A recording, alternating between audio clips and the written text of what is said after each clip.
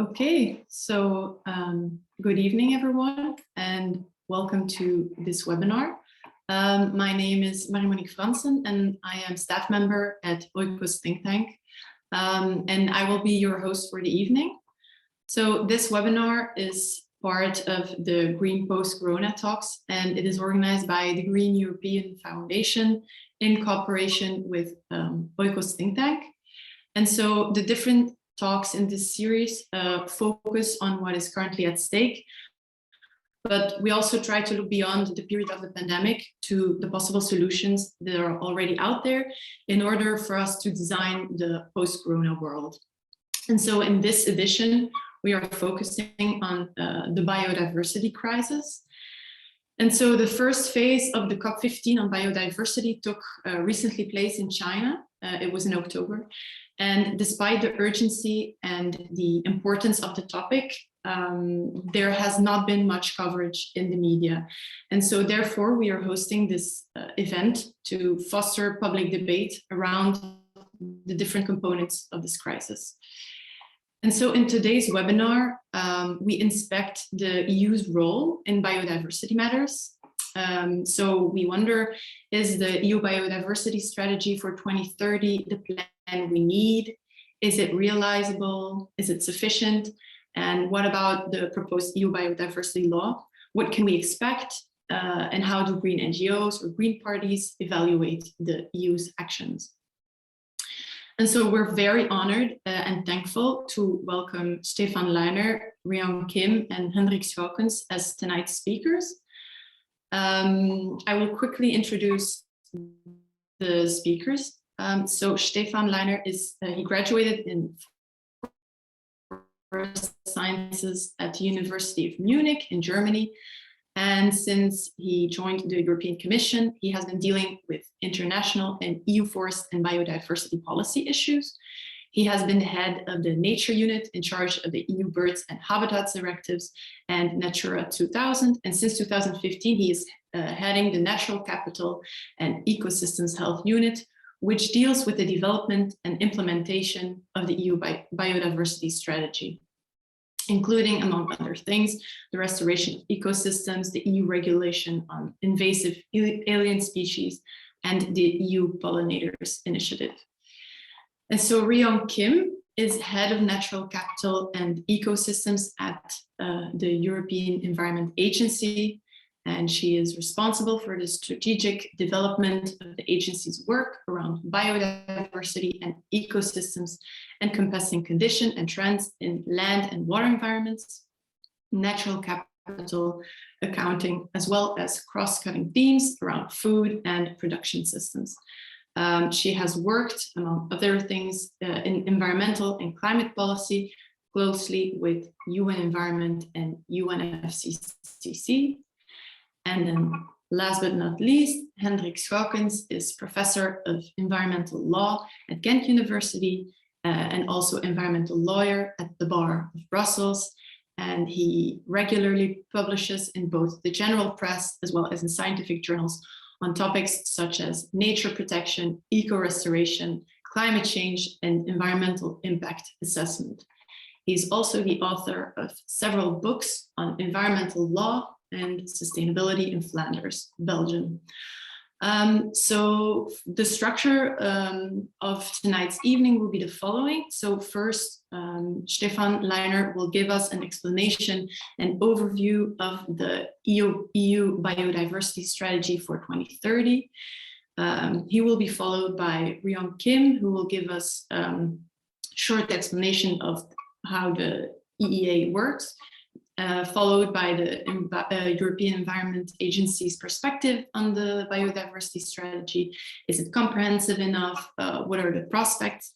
And she will be followed by Hendrik Schoukens, who will bring a critical analysis of the EU Biodiversity Strategy from the perspective of environmental law and his extensive experience as an environmental attorney.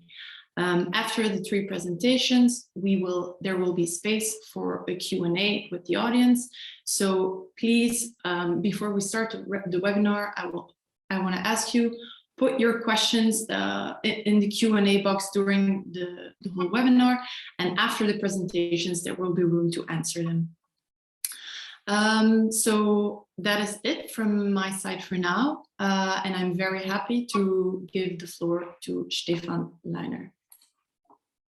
Thank you very much, Marie-Monique, and hello to everybody. Goedenavond. Abend. It's a pleasure for me to give you an introductory presentation on this important webinar, and I thank Oikos and the Green European Foundation for organizing it and for inviting me to it. So I want to give you a brief overview of what the EU Biodiversity Strategy for 2030 is, and taking also this opportunity to tell you a little bit on where we are in implementing it since it has been adopted. First of all, just to recall that this is actually quite an unprecedented situation we are having in European policy, that biodiversity is a top priority for the European Commission, for the European Union. It is an essential part of the European Green Deal, together with other environmental issues. And you know that the Green Deal in itself is very much driving EU policy, and this is also supported at the top level.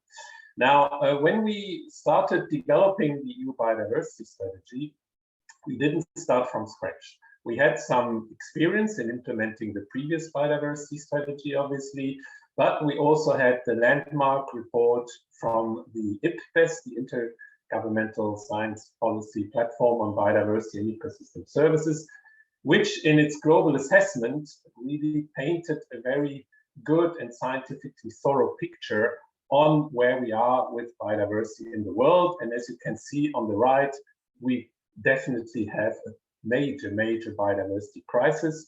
And it's not the only report that came out. The World Economic Forum also demonstrated that biodiversity is also one of the biggest threats to our sustainable economy. So we really have both a biodiversity and a climate crisis, and moreover, they are fueling each other. They are very much interdependent, because climate change is going to become one of the biggest threats to biodiversity if we don't keep to 1.5 degrees. And obviously, biodiversity is also a major solution to the climate crisis through the so-called nature-based solutions. So it also described, this report, the main causes of biodiversity loss, the direct drivers, which are the change of land use. So, for example, moving from extensive agriculture to intensive agriculture, transforming natural forests into plantations or draining the peatlands, etc. The direct exploitation, particularly in the marine, the overfishing, climate change, pollution, like pesticides or other chemicals, that's plastics that go into the environment, invasive alien species, and others. And there are obviously indirect drivers fueling those direct drivers, which have to do with our overall economic, demographic, and social cultural models that are making it actually cheaper to destroy biodiversity than to protect and restoring it. And this is all these issues we wanted to address in our biodiversity strategy. As I said, it's really not just an issue for environment and for protecting all this great and fantastic diversity we have on life on Earth, but it's also to our own interest, because without biodiversity, we cannot have a sustainable economic and social welfare, as biodiversity underpins any form of the other SDGs that we have adopted at the global level. Now, we therefore developed a very comprehensive biodiversity strategy, which is, as you compare to previous EU biodiversity strategies, different in a number of aspects. On one hand, it's different because it contains very clear, measurable targets. It has a range of them, and we really tried to develop as much as possible credible ones that are both ambitious but also achievable. And then it has a range of measures that are not only tackling environmental policy, but also tackling all those other EU policies that are relevant in tackling the direct and the indirect drivers of biodiversity loss, as you will see. And it has been basically packaged or structured around 4 pillars, which together lead to the overall objective of the strategy, which is to ensure that by 2030, so it's very soon, Europe's biodiversity will be on the path to recovery for the benefits of people, the planet, the climate, and our economy. And those 4 pillars are the protection of nature. So there is a target to establish at least 30% of EU land and sea area as protected area, and a third of which should be strictly protected. And in those strictly protected areas, all, for example, the remaining old-growth and primary forests should also be strictly protected. The second leg, and all of those should also be coherent and connected into a real trans-European nature network.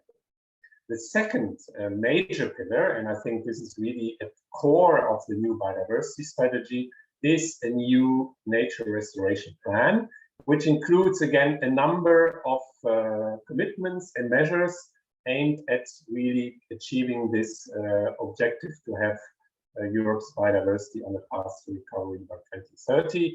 It tackles issues like, for example, developing a new nature restoration law, which I will mention a bit later as well. It also deals with, for example, agriculture, aiming to reduce pesticides by half, reduce nutrients, to promote practices like agroecology that are most conducive for biodiversity, to establish landscape features, etc. It also deals with forest policy issues to really promote a more nature-oriented type of forest management throughout the EU, to plant more trees, etc. It deals with freshwater ecosystems, for example, to remove dams and river barriers, to have more free-flowing rivers in the EU, to reach 25,000 kilometers of free-flowing rivers by 2030. It deals with invasive alien species, it deals with urban areas, it deals with really a lot of various policies, with marine policy, in order to restore nature throughout the EU land and sea territory. The third pillar is the enabling transformative change. And this is about strengthening the governance we are having in the EU to be able to better monitor and track progress towards achieving the measurable targets and implementing the measures that we have established. It also deals with financial issues. In German, you say ohne Moos nichts los, which means without money, you will not achieve much. So it has, for example, the objective to spend at least 20 billion euro per year for biodiversity, and also to eliminate perverse incentives, and to really have stronger investments, also through InvestEU and through the various EU funding instruments going into biodiversity. It has a whole chapter on the links between climate change in order to strengthen, for example, the so-called nature-based solutions, which are essential in achieving our climate neutrality objective of 2050 and the climate mitigation and adaptation objectives that the EU has set herself, and many other activities also related to having more cooperation with various stakeholders, with the business representatives. And it also has a whole chapter on increasing the knowledge base underpinning our policies, like it best underpinned our EU biodiversity strategy development. We also need more to be done on Horizon Europe through the creation of a new biodiversity partnership, and through working with the EA and others to really have better knowledge in underpinning what we are doing. And the fourth pillar is the international or global pillar, to make Europe really as a world leader, also in view of the COP15 of the conference of the Convention on Biological Diversity, which was supposed to be held in 2020, so just a few months after we adopted the biodiversity strategy.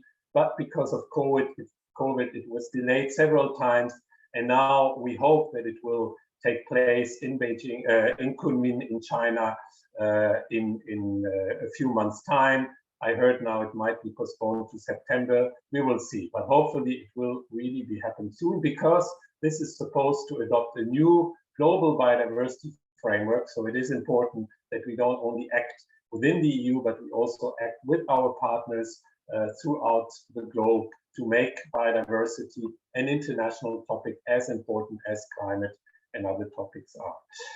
And here you have issues also related to the international agenda, like addressing wildlife trafficking, in integrating biodiversity in our trade policy, in various aspects also related to our international funding, etc.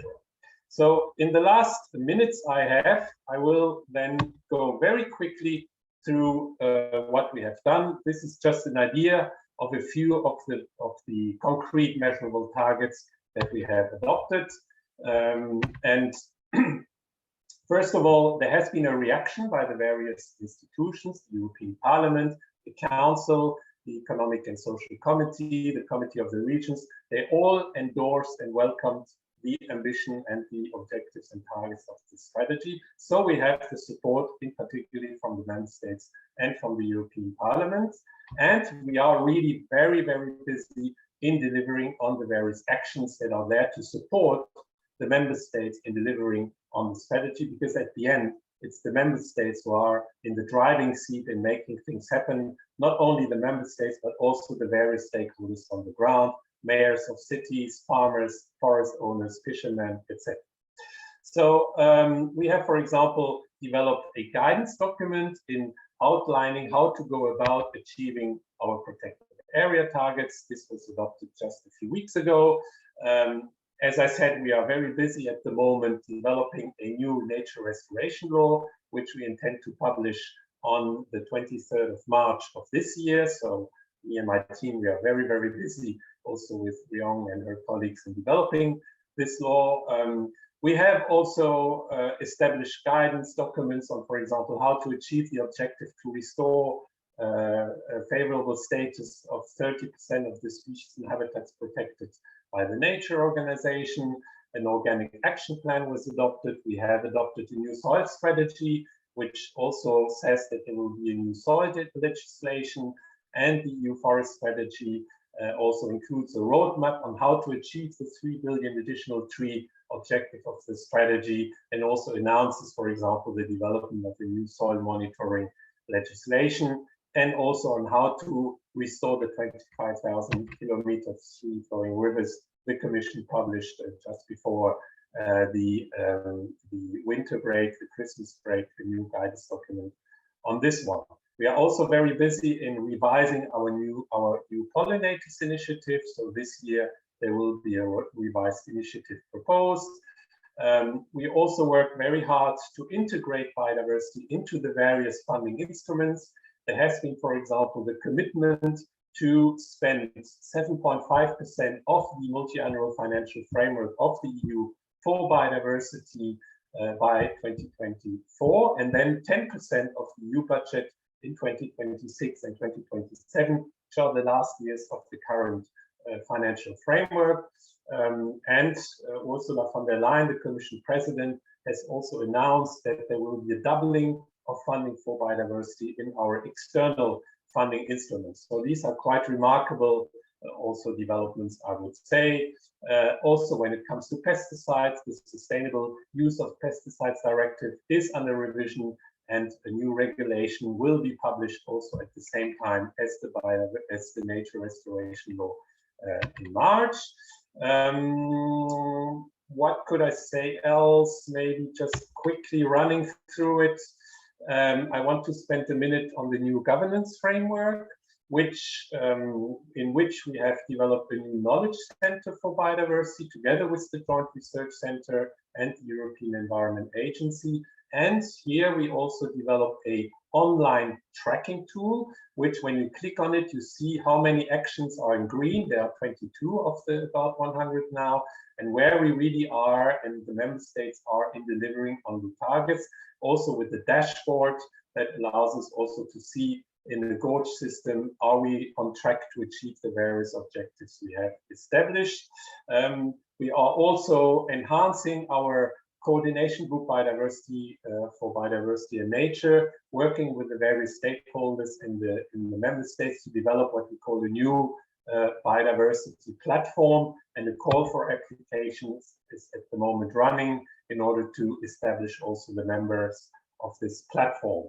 I already mentioned the biodiversity funding target in the MFF. We are now developing a new tracking methodology and working with the various DGs that have the money in their pockets. You know that we are only in charge of a small part of the budget, which is a small but beautiful and important life fund.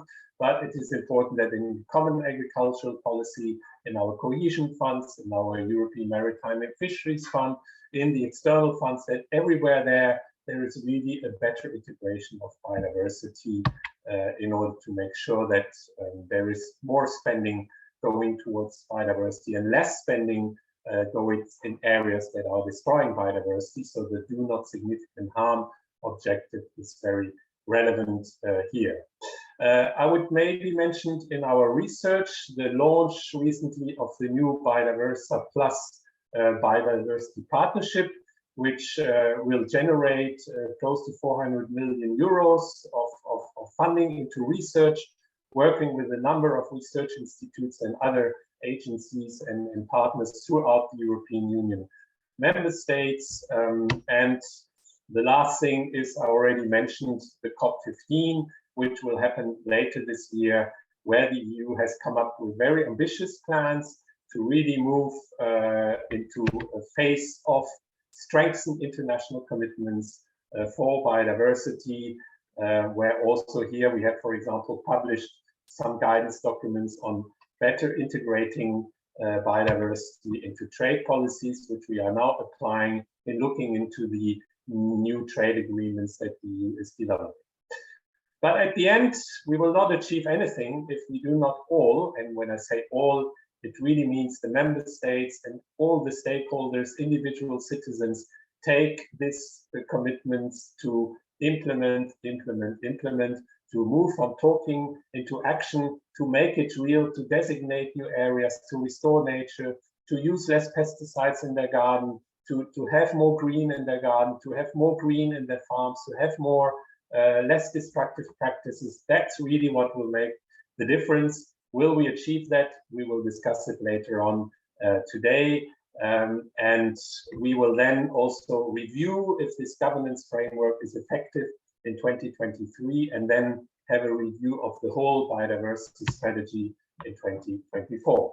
So I was 2 minutes too long, apologies for that, but I hope I managed to give you very quickly a brief overview of the biodiversity strategy, which is both ambitious but also realistic, we feel, but it will require huge efforts in order to deliver on it. And you can count on me and my team and the European Commission to really take what it takes in order to make this become a reality.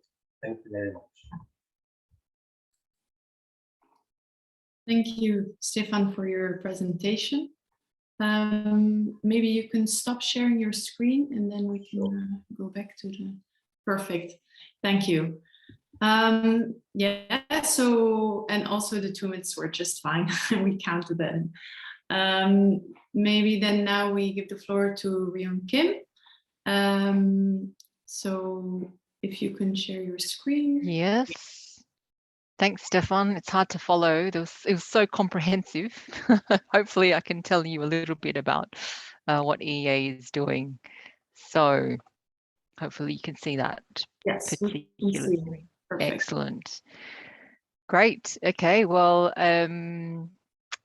here I am on behalf of the European Environment Agency, and here tonight I will talk to you a little bit about how we are helping to deliver on the Green Deal ambition. I'd like to just maybe start off with a bit about the challenge that we're facing at the moment. This is something that one of my team pulled together for the Commission a couple of years ago, and it really illustrates the problem at hand. The brown areas, they're the areas where bottom trawling fishing occurs. So this is really just illustrating where protected areas and current economic activities are occurring at the same time. So the brown areas you can see where bottom trawling fishing occurs. The red areas are areas identified as core bottom trawling fishing areas. So these are the areas where bottom trawling may occur. The purple areas are where bottom trawling fishing overlaps with marine protected areas. The black areas are essentially core bottom trawling fishing areas within the marine protected areas. And the blue, which you can hardly see on this map, are all the marine protected areas with no bottom trawling fishing. And that really just points to the problem that everything that we've got under protection at the moment is actually being impinged upon by current economic activities, and it's very difficult to do anything about it. And it's such a striking example because we've got a huge challenge in front of us, and we, you know, in this new era of restoration, this decade of restoration, in this decade of actually trying to reverse some of the damage that's been done, we've got a huge role to play in actually making that happen and making some of this legislation be effective in that respect. So it's a massive challenge that's facing us. So Stefan pointed quickly to the Green Deal and also the biodiversity strategy within that. So I don't have to cover all of this, but just to kind of maybe highlight for you how we're seeing this Green Deal, especially from the eyes of an EU agency. Indeed, it's political economic investment. It's a priority for Europe. And I think it's the first time that we've ever seen such a strong systemic transitions logic for a complete policy package. We can see links with the different sectoral policies. We can see the interconnectedness with, for example, the soil and the different strategies, the forest strategies, biodiversity strategies, all the different parts.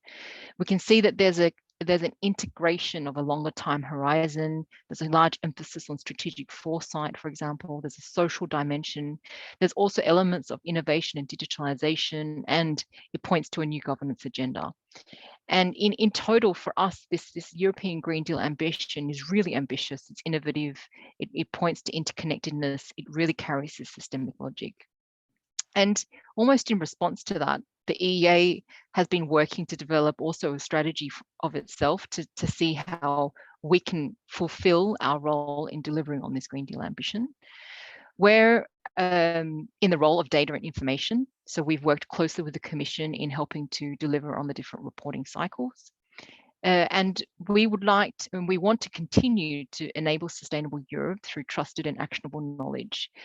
We've always been at the forefront of delivering reported knowledge to the policymakers as well as the wider public. And we want to continue to do so to actually inform decision makings on key solutions and priorities in environment and climate. And so you'll find that in our priorities for the next decade, we have a focus on solutions. We're looking at how our data and our information can actually help different actors around the world, as well as in Europe, actually develop sustainable solutions. We've got to focus on digitalization, and I'll go a little bit more into that in my presentation. We've got to focus on partnerships and networks, because this is key for us. We realize that we are one agency, but that's a lot of different partnerships, a lot of different organizations out there that have been working on issues of, for example, circular economy, to biodiversity monitoring, to, you know, water issues for a really long time. And so how do we connect to some of these leading organizations and make the best of our knowledge and information? And there's a focus on innovation. There's an innovation in the way that we're working in terms of collecting the data and harvesting it and revitalizing our country network partnerships. But there's also innovation in looking at the knowledge that we're gathering in a very different light and connecting them in different ways, so that we might be able to actually produce systemic knowledge, systemic information that is connected to different parts of society. And then a bit about the role of EEA. So as I mentioned, we gather data and information from across Europe. We have a member network called the IONET. This is, as you can see on the right, this is the map of the IONET countries. And through our countries, we basically harvest and collect data and translate that into knowledge to inform EU policy and decision making. The EEA supports many relevant reporting and data streams already. Stefan mentioned that we're very deeply involved in a lot of the nature directive reporting, the birds and habitats directive. We're also involved in the freshwater and marine directives reporting. And we have a really strong cross-institutional cooperation with DG Environment, as well as RTD, JRC, and we provide key knowledge to the Knowledge Centre for Biodiversity, which is a key actor in actually implementing this biodiversity strategy going forward. just recently, we've landed the big Copernicus 2.0, which is essentially then taking Earth observation data to the next level. We can see huge uses for Copernicus 2.0, for example, spatial observation of marine litter in marine areas, and a lot of other potential uses such as monitoring land use change for those habitats under protection, for example. So then a little bit about the biodiversity strategy and EEA. So we've been working very closely with the Commission for a very long time. So a lot of our work has revolved around maintaining protected area data sets for Europe. We work with the Natura 2000 protected area network and also work to develop conclusions on the sufficiency of some of these proposed Natura 2000 sites in actually conserving and protecting the habitats and species within them. We manage the Nationally Protected Areas dataset, and we also work with the Emerald Protected Areas dataset, which is the non-EU European Natura 2000 network of protected areas. In restoration, we've been supporting the Commission on the guidance and selection and prioritization of species and habitats for priority actions. And we've also been guiding them on other specific elements of the law, for example, on pollinators. We'll have a key role in developing the indicators and assessments of the different ecosystem types. And I think as Stefan was alluding to, you know, the nature restoration is just on the doorstep. And it's a key moment for us to be able to contribute to with the data and information that we've been collecting so far. But it also represents to us a really key ambition in terms of having the effect that we want it to, which is essentially to bring nature up to a level in which biodiversity and nature can actually thrive. Thirdly, we have been working a lot on the natural capital accounting, building upon 20 years of experience to take some of those lessons into finance and investment. So looking at how we can work with, for example, some institutional partners to channel finance into biodiversity restoration. And we're also working very much to link our information and knowledge with the socioeconomics and value of nature. And this is a key pillar of the transformative change agenda in the biodiversity strategy. And lastly, where we work with the Commission to support the EU on the Global Convention on Biodiversity COP15 coming up, and particularly in the monitoring and indicators work. So you could say that across all the 4 pillars that Stefan was outlining, we've got a really key role to actually help to support with our information and our expertise. And in terms of giving some kind of element of, is this comprehensive? Has it covered enough? For us, it represents something that is the most ambitious to date, and we can see the different levers on which these pillars are actually formed. And if we do manage to pull this off, which I hope we do, and we're all working very hard to do so, then we've got a really good chance of reversing and halting and slowing down biodiversity loss. So maybe back to a bit on behind what we do. So what kind of ecosystem information do we need? In our mind, we need to start connecting the dots. We've been working a lot in the silos of biodiversity, of nature, of freshwater, of marine.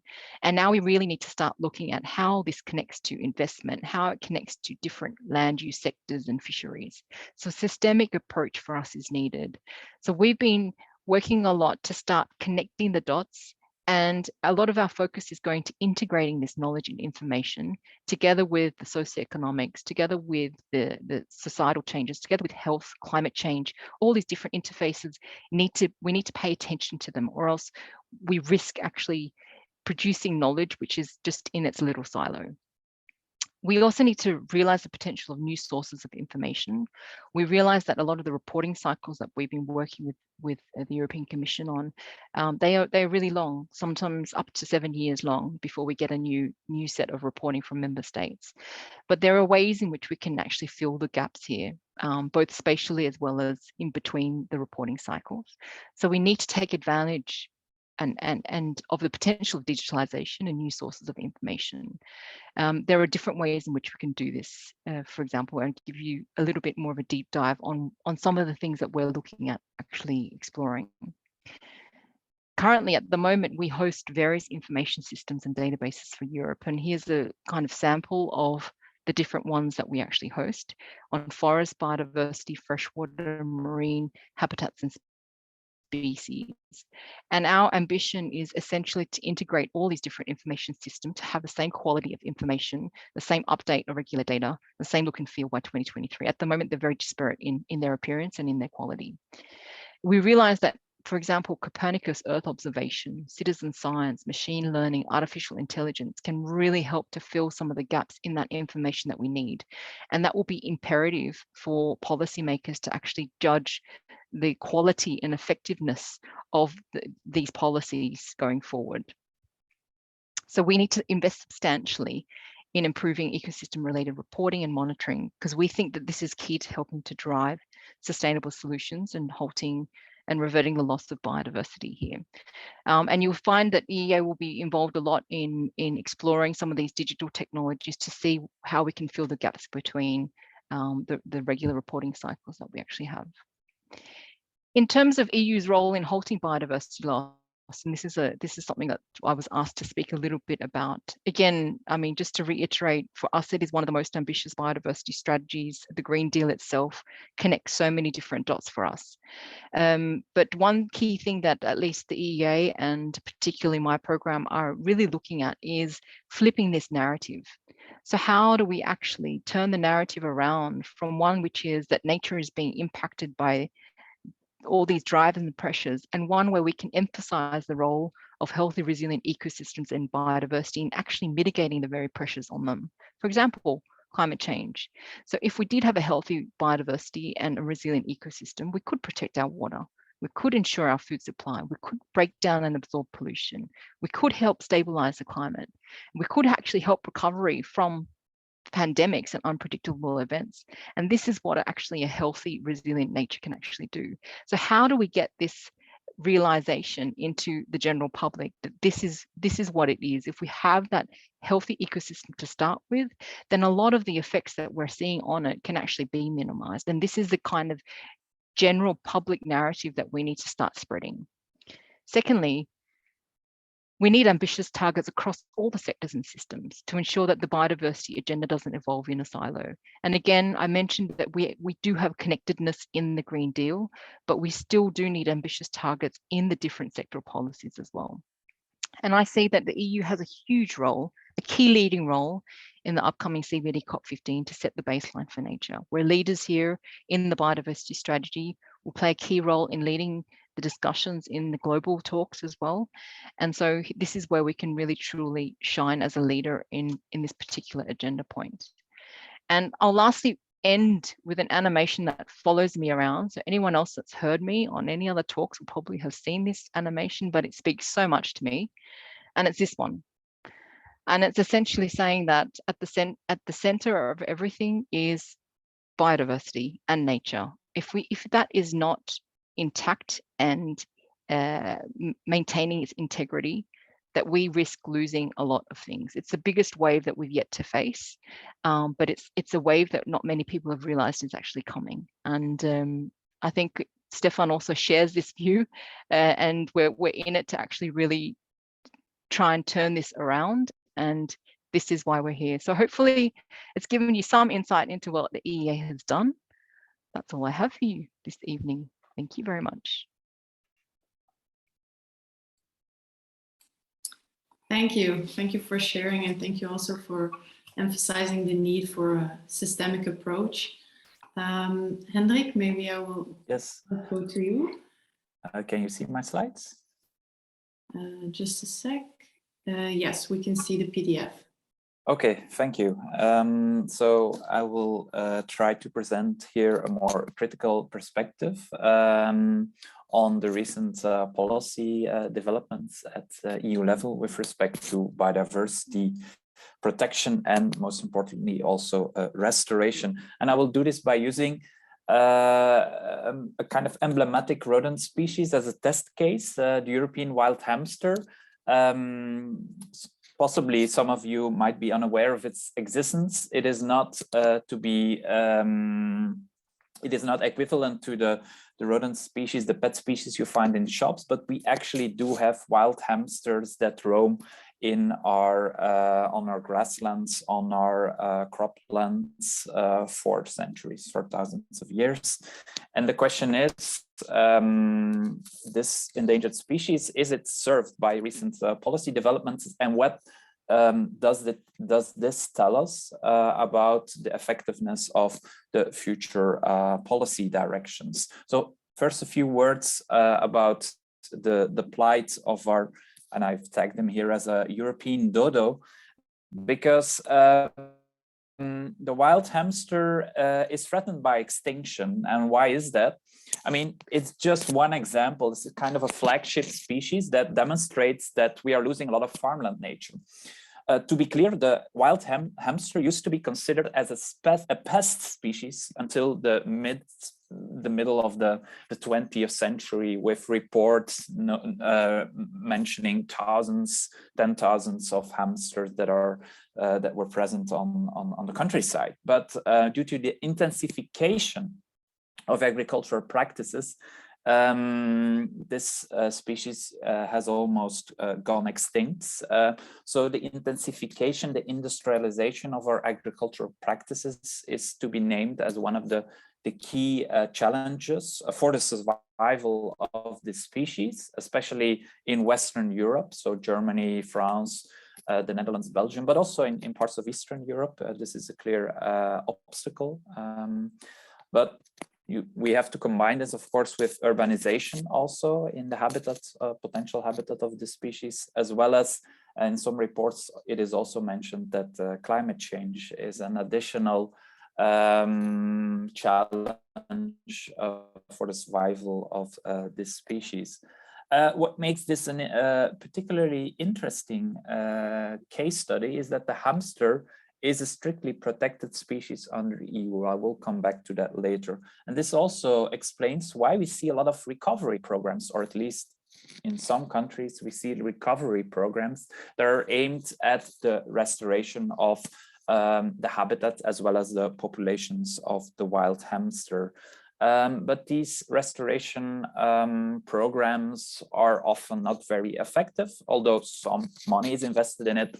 They hardly succeeded in addressing the systemic causes of the recent decline of the wild hamster, and with it, of course, the recent decline of many farmland species across Europe.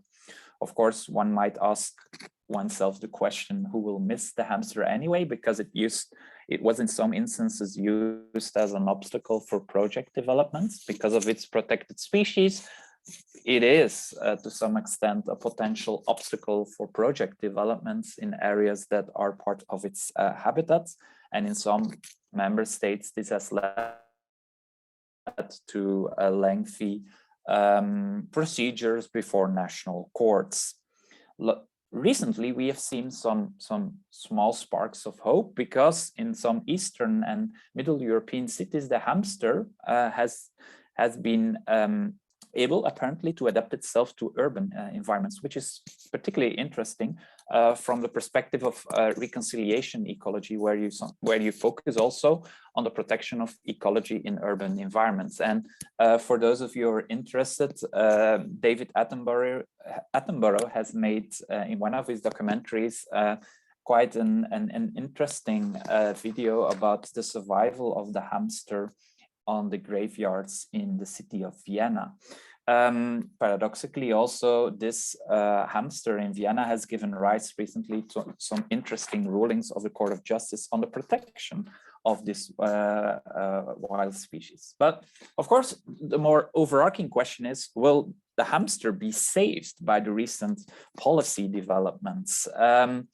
So a quick recap. So as I told you, the hamster is a strictly protected species. It has been, in theory, strictly protected since the year 1994 in many member states of the European Union, amongst which, for instance, Belgium, France, Germany.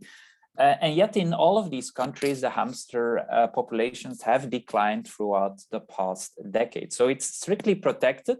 I need to address that and highlight that this does not entail that member states need to designate protected areas for the hamster, because the hamster is not listed on Annex 1 or Annex 2 of the Habitats Directive, but only on Annex 4, which means that its burrows are strictly protected, but member states do not need to select areas as protected sites for the survival of the species, which is motivated by the fact that the hamster is present on croplands and grasslands, which are less suitable for area protection. So we've been here before, of course. It's not the first time the European Commission and European institutions have adopted a biodiversity strategy. There was a EU Biodiversity Strategy with the objective of recovering and conserving nature in Europe by 2020. It also had as objective the protection as well as also the recovery and the restoration of ecosystems by 15%. So already quantitative targets, although this was not really literally translated into binding and explicit EU legislation. And I'm not telling anything new here. This strategy, although laudable, has not really achieved its objectives, both in terms of protection as well as recovery. And one of the major issues here to be addressed, or one of the major obstacles, was of course the lack of integration of this sectoral piece of EU policy, being biodiversity strategy, in other EU sectoral policies, amongst others, agriculture. And this is, for instance, if you use a wild hamster and farmland nature as a case study, of course, key and instrumental for the survival of these species, because you could draft perfect legislation and policy objectives in terms of biodiversity, but if you do not let them trickle down in a binding nature in other sectoral policies, I mean, they will not succeed in reversing ongoing deterioration of habitats, for instance. So if we now take into account the recently adopted EU Biodiversity Strategy to 2030, I mean, Stefan has already extensively addressed it. It's part of the EU Green Deal. And it is presented by European Commission, and I completely support this also communicative approach. It is bringing nature back into our lives, which is, of course, possibly also linking to our COVID experience, where we noticed that we also need to be able to experience nature closer to our homes. I think this is the right way forward. And as Stefan already has addressed, amongst others, the biodiversity strategy focuses not only on the protection, so a preventative approach to some extent, but also on the restoration. And this is very instrumental and is possible, possibly might initiate a more systemic shift in the focus of the EU biodiversity approach during the coming decades. But of course, the hamster, what will it benefit of this approach, or farmland nature more in generally? So nature protection, additional designation of protected sites is of course a very laudable objective, but as was already addressed, a lot of protected sites are only paper parks. So it is true for marine protected sites, but it's also true for a lot of Natura 2000 sites on land, because for instance, in Flanders, there are also agricultural lands located in these Natura 2000 sites. And legally speaking, in Flanders, for instance, the usage of pesticides is not, as a rule, prohibited in Natura 2000 sites, to name just one example. So even these hamsters that theoretically might have been located in Natura 2000 sites will not always enjoy the benefits of this protection tool. But of course, especially for farmland nature, the restoration agenda might be more sensible, because with the focus on nature restoration, the EU aligns itself also with the policy objectives which are included in the Convention on Biological Diversity. So we have now, and we're witnessing UN decade, the so-called UN decades of eco-restoration. And of course, the there are multiple benefits and wins associated with a more pressing focus on eco-restoration. And of course also the fact that the European Commission has committed itself to proposing a law in this respect is, of course, from a legal perspective, also very interesting, because then you can also try to better enforce eco-restoration targets on the ground, and for instance, also by strategic litigation. But what will be key, of course, in terms of effectiveness is, again, the integration of these restoration targets in, for instance, the common agricultural policy. And this is often a very sensible and sensitive topic. And we are witnessing also when the CAP negotiations are taking place that often the binding integration of these policy targets into the final outcome of the CAP leaves a lot to be desired. So a quick focus on the potential of a future restoration law is necessary. Why? Because, for instance, many threatened species, such as the hamster, will not be saved by exclusively focusing on protection and prevention.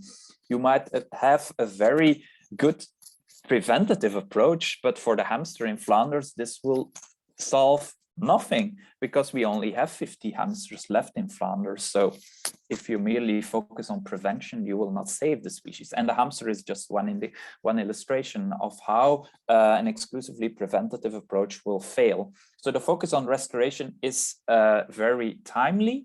And so the Commission will propose a new law.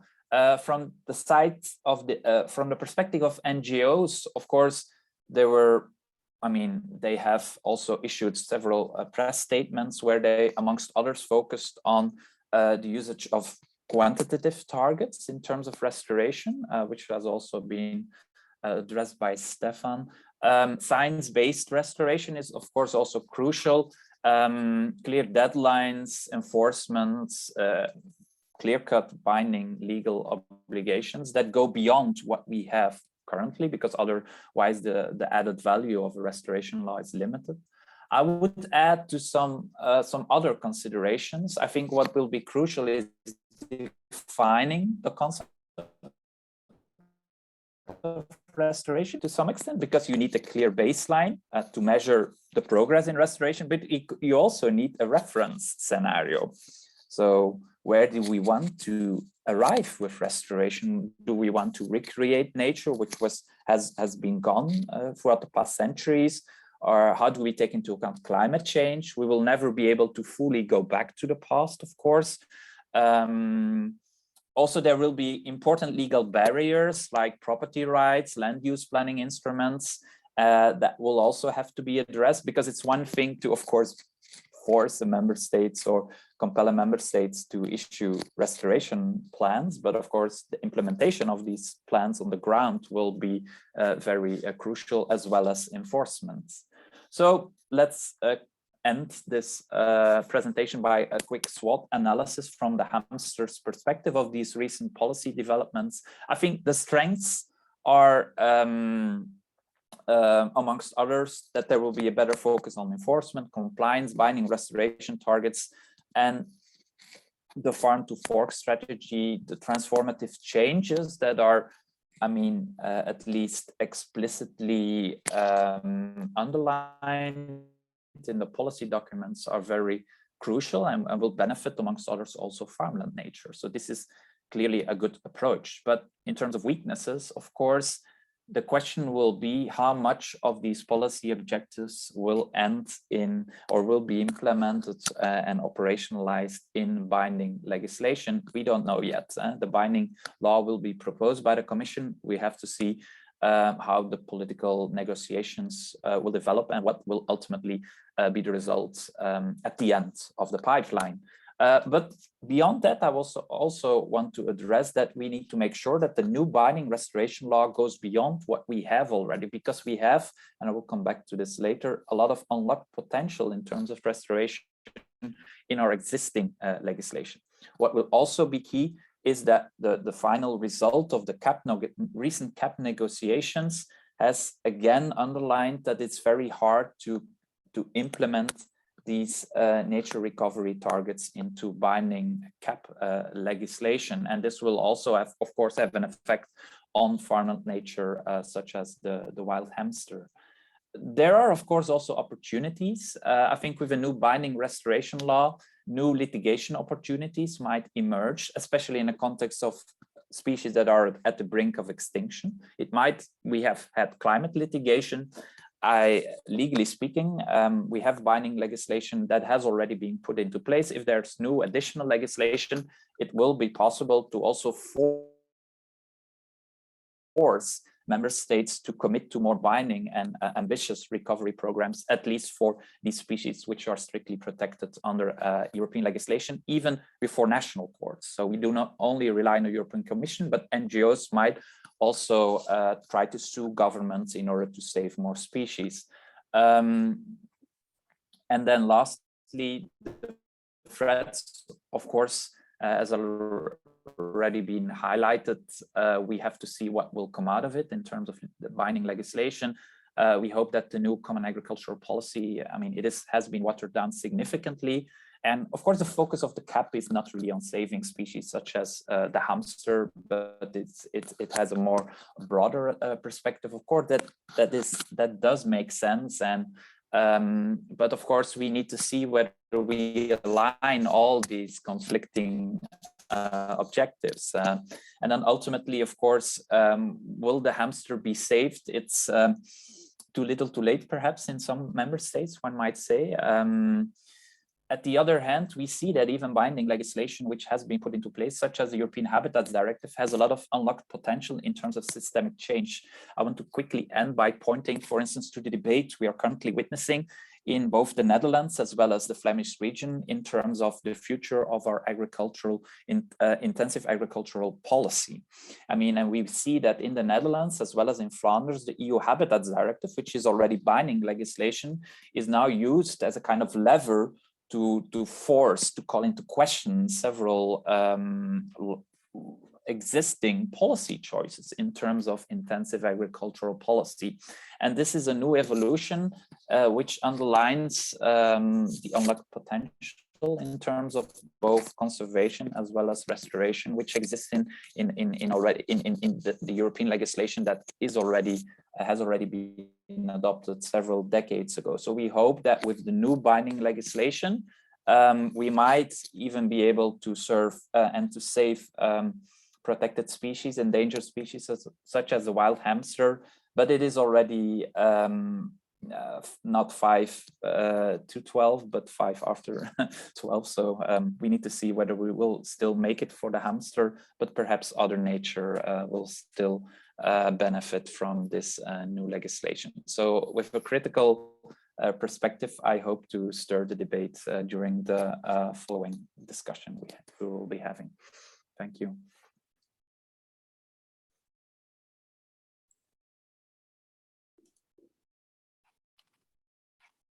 Thank you, Hendrik, for this very interesting and presentation and the nice example of the hamster to guide us through your 15 minutes. So I see there are already a few questions in the Q&A box. So to the public, I would say, please feel free to use the Q&A box. It's there for you. So I received a question from Miriam, and she asks, Hendrik, how do you see the restoration targets in the agricultural area? I think the new potential EU law on restoration might give an answer to that. I know that I'm aware of the fact that when the previous EU Biodiversity Strategy was adopted, it included a 50% eco-restoration target. It has never been made binding as such, but at the time, a study was commissioned by the European Commission, and Stefan might also add to that. And there they proposed to categorize the European landscape into different levels. So you have wilderness, you have managed forest, for instance. Then you have urban ecosystems, then agricultural lands, industrial wasteland, and then restoration is to be viewed as the progress you make, for instance, by improving the management of forests, for instance, in view of sustainability targets. So in a context of agricultural lands, of course, the presence of small landscape elements, the diversity in terms of crop management, the reduction of the usage of pesticides, they all might be indicators of restoration in terms of agricultural lands. But I think this is a seminal question, and also the Achilles heel to some extent of the future EU restoration law.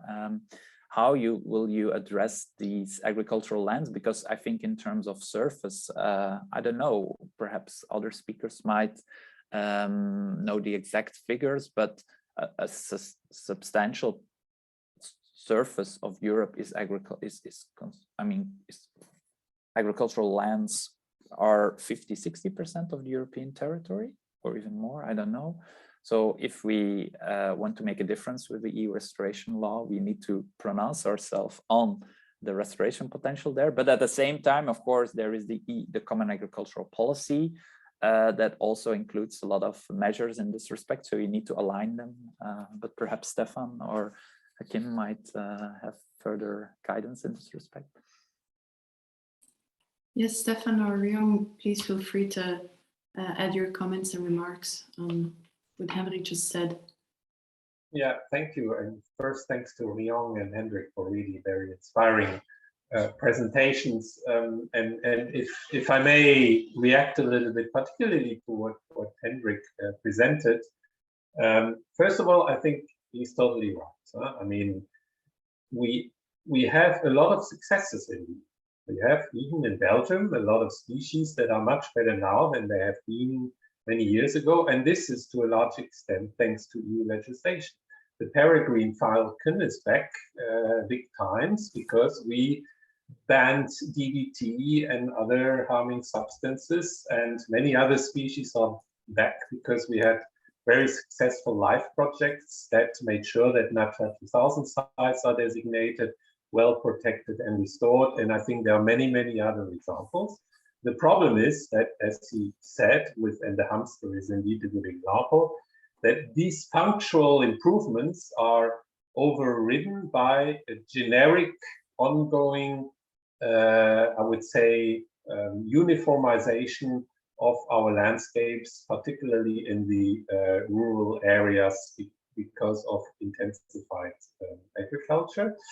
And I mean, we have tried, and every CAP reform has led to additional greening, but every time that the Commission has proposed greening measures, they have been to a large extent watered down by the co-decision makers, the Parliament and the Council. So I really think there is still work to do to make this as climate a real priority for everybody at the top level, because it's not the environment ministries that will make the difference. This has to be the core governmental priority that also includes a huge transformation into our farming practices.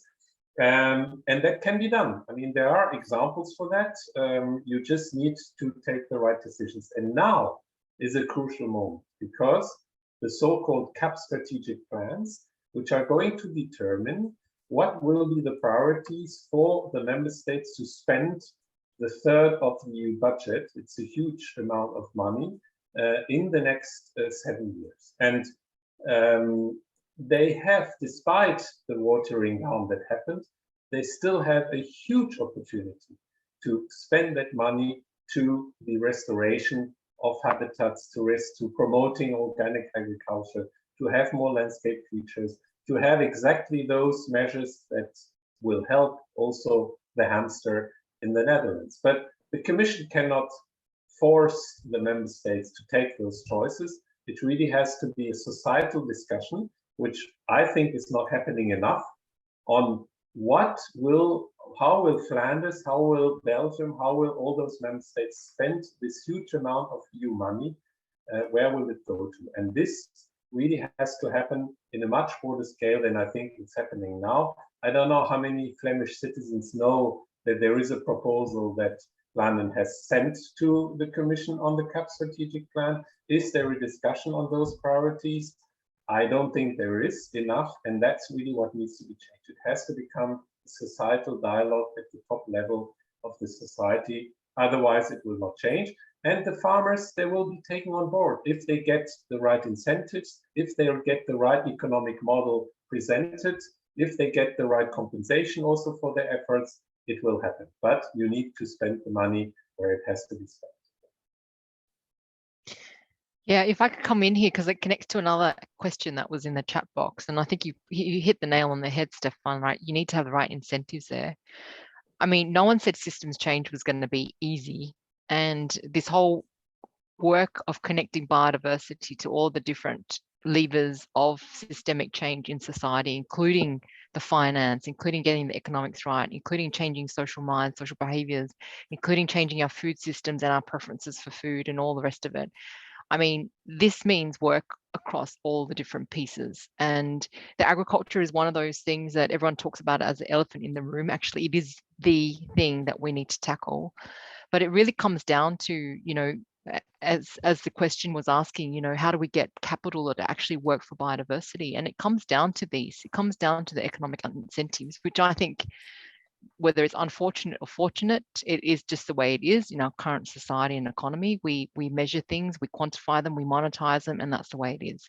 And if we can provide the right incentives to be able to put nature first, then that will kind of slowly turn the wheels. At the same time, we need to start thinking about, okay, what are some of the alternative metrics we could also provide that can actually give that value to nature that is not necessarily monetized. Again, this is probably a discussion that's decades from now, but it is happening, and it is a discussion that in certain circles is beginning to start form. Why are we following the current metrics that is currently alive in our economy? Again, I think this is a key point here is, without tying the biodiversity agenda to some of the key sectoral policies, to the key sectoral kind of developments, without tying it to the socioeconomics of agriculture, of aquaculture, fisheries, all the rest of it, then we won't actually be able to, you know, demonstrate just what it would take to actually put a land under restoration contra put it under land use for farming and all the rest. And this is why this kind of integrated, connected knowledge is really, really crucial, but also not even the knowledge, the action on all of that part. And I think it really starts with really understanding why we're even connecting the nature and the rest of the economic sectors, the sectors of the real economy, essentially. It's demonstrating that in the first instance that starts to get the kind of nature agenda right into the center and mainstreamed into all the different sectors that we have. Thank you, Ryong. I think it's also really a problem of seeing it as a cost rather than when we start seeing it as an investment that will pay off in the long run, then this can also add to this shifting and the different incentives that you are talking about. So a question which I think connects to this issue as well is maybe for Stefan.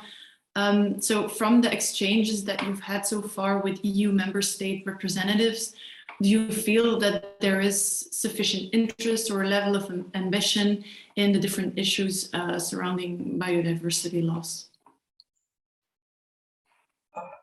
I don't know if there is sufficient, but what I can definitely say is that there is much bigger attention and awareness and commitment than there was 10 years ago. I mean, this is absolutely clear. And we see in a lot of member states their biodiversity strategies are being updated, also following the EU framework. There are new, quite remarkable policy commitments on pollinators, on biodiversity more general, on urban biodiversity in various member states. So I do think that, yes, it is definitely a higher priority in many member states. But when it comes to then looking at the real decisions that will make on top of the environment policy dimension a change. The agricultural policy, even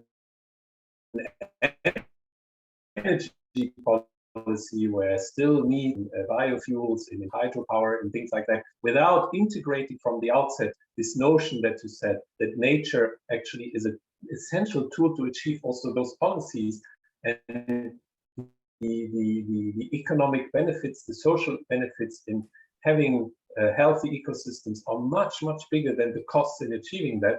That integration is still not there enough. We still have far too much a kind of a silo approach in doing our policies, in implementing our policies.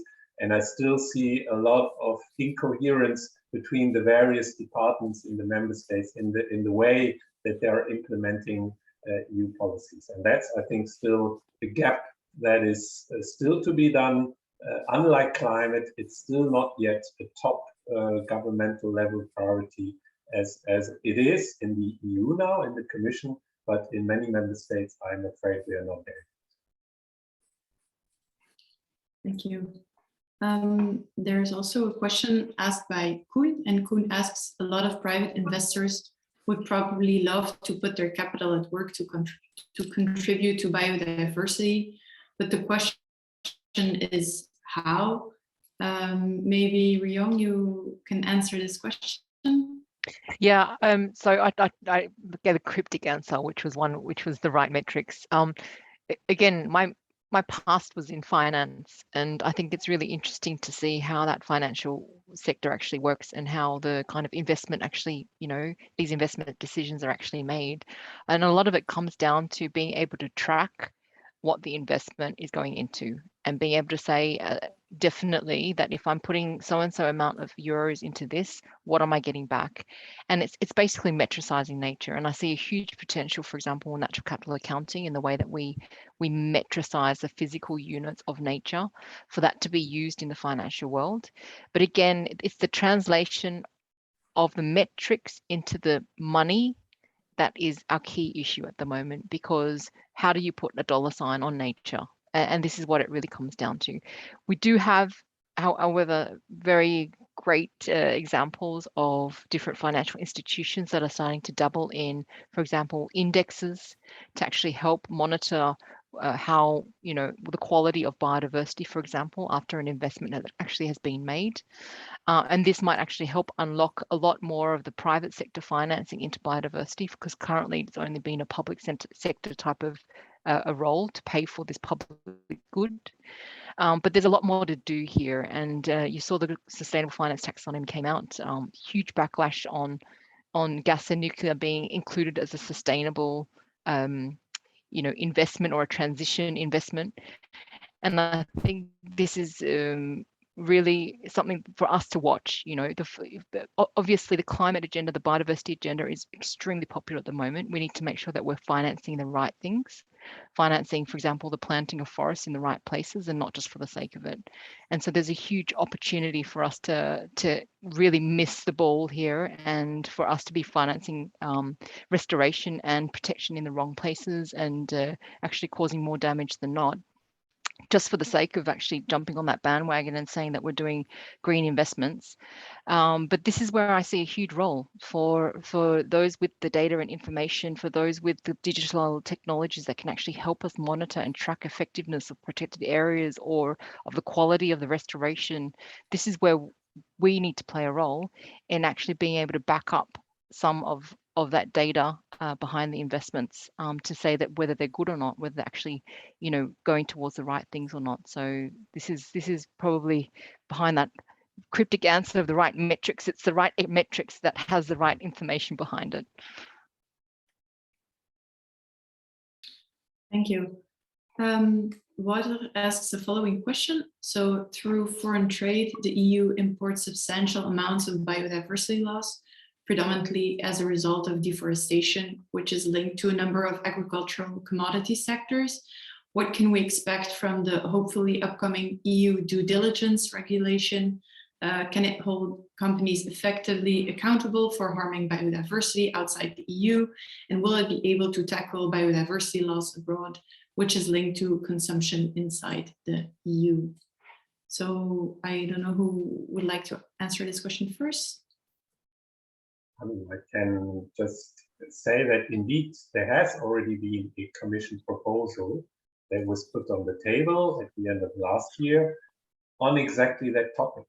So it is a proposed regulation to make it an obligation for each company or that is importing 6 commodities that are seen to be the biggest drivers of deforestation in third country. So coffee, cocoa, I think cattle, palm oil, soy, and wood.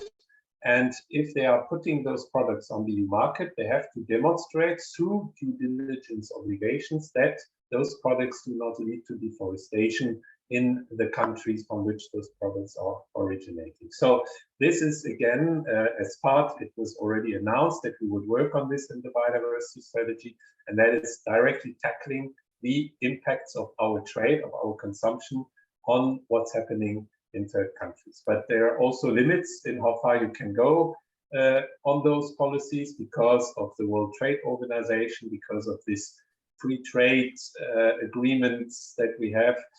But I think this is a very concrete proposal that hopefully will also help in tackling, in reducing our footprint on third countries.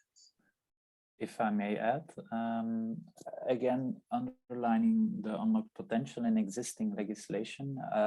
For instance, in the debate we currently are having on the future of intensive livestock farming in Flanders, a program is being conceived, drafted, and it's a planned program, so it needs to be subject to a strategic environmental impact assessment. I just want to highlight that in recent case law developments, we see that when we address the scope or when assessing the scope of an impact assessment, climate is one of the considerations that need to be taken into account. It was also highlighted in the review of the EIA directive, amongst others. And when addressing climate, recent case law, amongst others, the Shell case, but also other national and international case law has addressed and highlighted that you don't not only need to focus on, I mean, the immediate impacts, the local impact, so of livestock farming, producing CO2 emissions in Flanders, but you also need to take into account the upstream and downstream emissions. So if you need, for instance, food that needs to come from Southern America to feed your pigs and your cows, and that has an impact on deforestation in Southern America, you also need to take that into account, or at least the argument can make that the scope 1 or 2 emissions, so the indirect emissions tied to your production, should also be assessed in the impact assessment that is, for instance, that needs to be an element of your application for a permit, but also when you, for instance, draft up new plans and programs in terms of the agricultural policy in the member states. So that also might be a very interesting approach to open the debate in terms of the climate impacts, which also is partly located outside the territory of the European Union, even in the specific context of, for instance, intensive farming.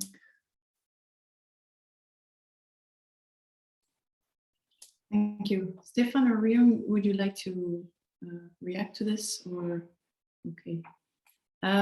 So there's another person asking the following question. So with the majority of people living in urban areas, what concrete plans and investment can be made to bring the important biodiversity wave and topics to the minds of more urban people or people on lowest incomes?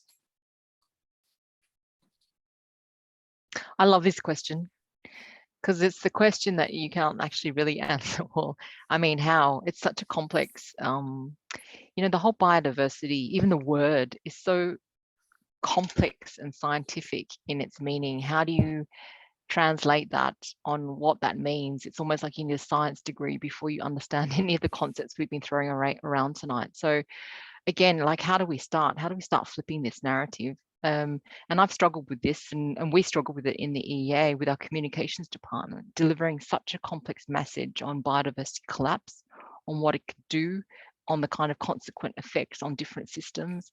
I mean, how do you put that into really nice and short,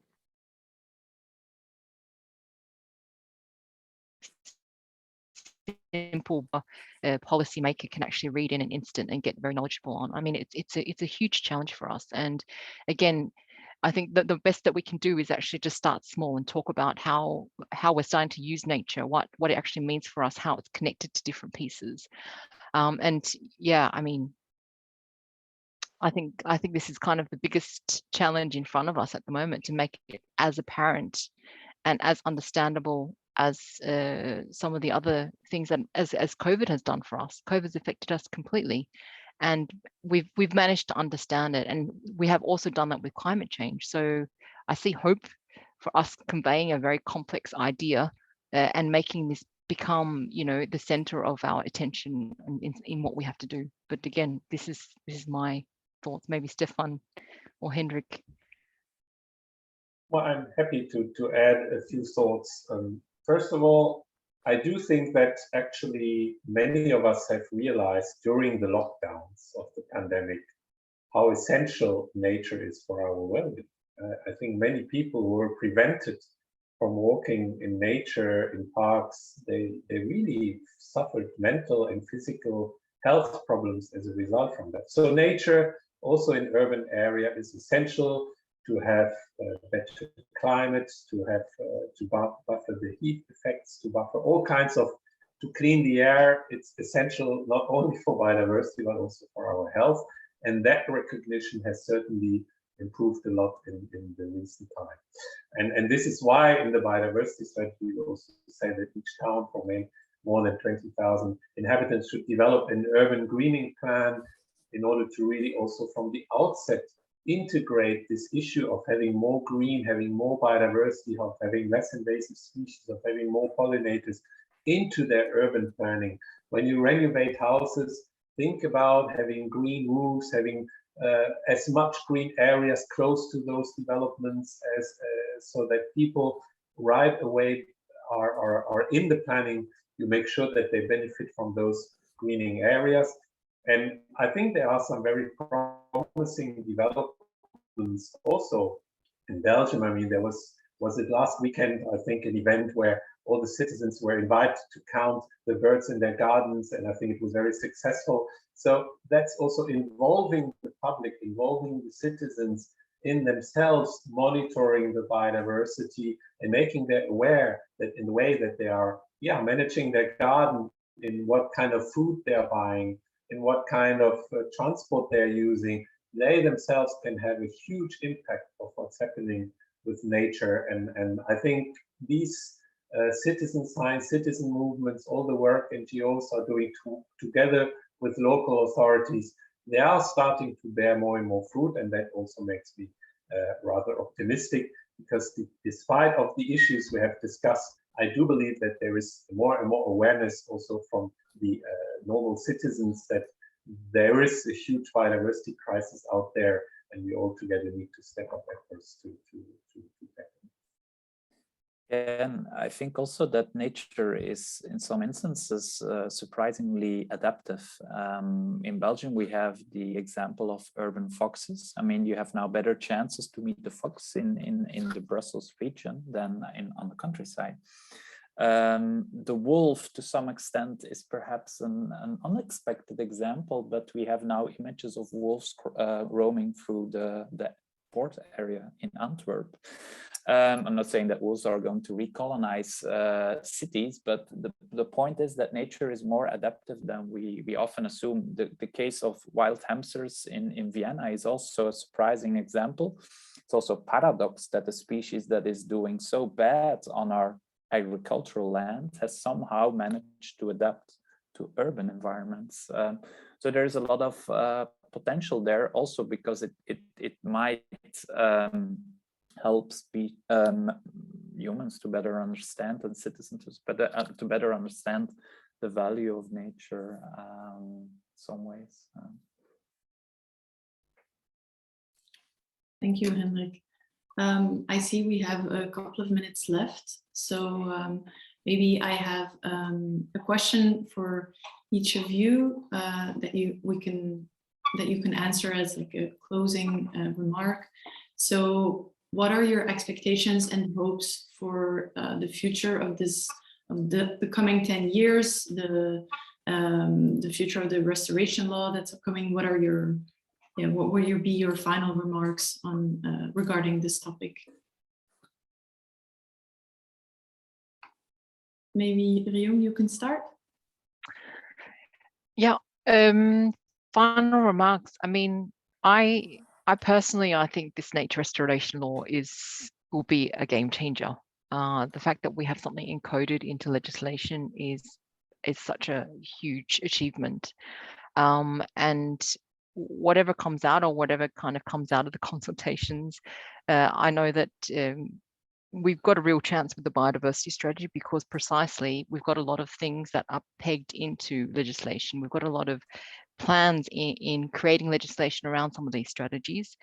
And I think that's going to make a huge, will give us just such a strong and robust baseline for us to start protecting nature in the way that we need to do. But again, we do need to do that in combination with, again, the different sectors of the economy, again, with the different actors within that, connecting it to the economic agenda, connecting it to the different players, the financial industry, all the rest of it. So policy and regulation can play a really, really key part, but we also need to tie it clearly and embed it within these different sectors before we can actually see real action. But I'm hopeful, because like Stefan and Hendrik were saying, I mean, it's becoming apparent now, the role of nature. And I think that as this momentum grows, and as people become a lot more aware of the fact that a kind of healthy, resilient nature is what's going to actually help us through a lot of these things, this is where we can see a lot more willingness and motivation to actually move in that direction. And in the end, all these different boards and organizations, they're all made of people, and they all can be swayed. So I remain hopeful. Thank you. Maybe Stefan?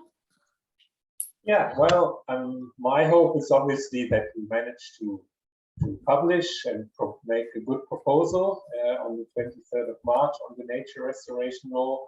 I can tell you that many of the issues that we addressed today, going beyond, there will be, it's our intention to have targets in there that will speed up implementation of the nature legislation, also for the hamster, but we also want to go beyond there and are looking into obligations and targets related to urban biodiversity, to also farmland biodiversity, to forest biodiversity, to tackle pollinators, farmland birds, many other issues that are really related to what we are discussing there. And then my hope is that then the co-legislators, the Parliament and the Council, will strengthen the Commission proposal, that it's not watering down, and that we quickly also find an agreement, because it's clear there will be new obligations for member states that will not be easy to meet. But I think we are now at the moment where we have 8 years left in order to achieve our 2030 targets. So we cannot afford to have long discussions, and we need to act quickly to make sure this law becomes operational, and then put everything in place that we really start a massive nature restoration movement on the ground, both in the sea and on land and throughout the European Union territory. That's all. Thank you. Hendrik? Okay, yes, it's our moral duty to remain hopeful, as Albert Camus once stated. So we're all Sisyphus, but I think we should also not delude ourselves. There will be no one-size-fits-all solution, but that it's not, in essence, a problem, because, I mean, there are many solutions, and we should try to implement all of them at the same time. The restoration law will be, of course, applauded. I mean, if it survives the co-decision process, that is, it's a very welcome addition to existing legislation, which also has a lot of unlocked potential. And secondly, I think also there are a lot of win-win scenarios which will emerge. For instance, in Belgium, we have noticed that the management of our river systems has given rise to unsustainable planning development.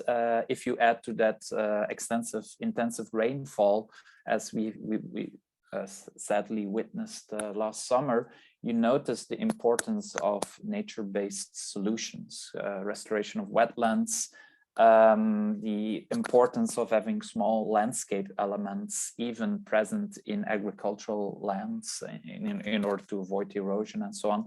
So you notice that people, even people that fall beyond the traditional green minded context, are starting to realize the potential of nature restoration and recovery. So I'm hopeful, although of course the ultimate question is, will we be on time or not? Hopefully we will be on time. Okay, thank you, Hendrik. With this being said, I think we can now wind up. And I would like to thank the speakers for sharing your time with us and your insights. And also thank you to the audience for your attendance and your insightful questions. With this, I will also say we have 2 other webinars in this series. One is on the 21st of February, so in 2 weeks, where we will be looking beyond the European Union. So we will be looking at the importance of also looking at, for example, the importance of Indigenous perspective on the biodiversity matters, because they are the stewards of the earth. And then we also have a final webinar 2 weeks after that, on March 7th, on the interlinkage between COVID, the COVID crisis, the climate crisis, and the biodiversity crisis. And so you can find all this information on the website of Jeff or of Oikos. So thank you all, and I wish you a very nice evening. Goodbye.